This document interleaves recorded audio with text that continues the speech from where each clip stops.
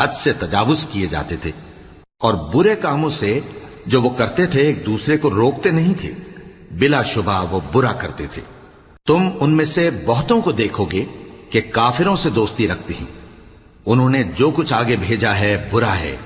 وہ یہ کہ اللہ ان سے ناخوش ہوا اور وہ ہمیشہ عذاب میں مبتلا رہیں گے۔ اور اگر وہ اللہ پر اور پیغمبر پر اور جو کتاب ان پر نازل ہوئی تھی اس پر یقین رکھتے تو ان لوگوں کو دوست نہ بناتے،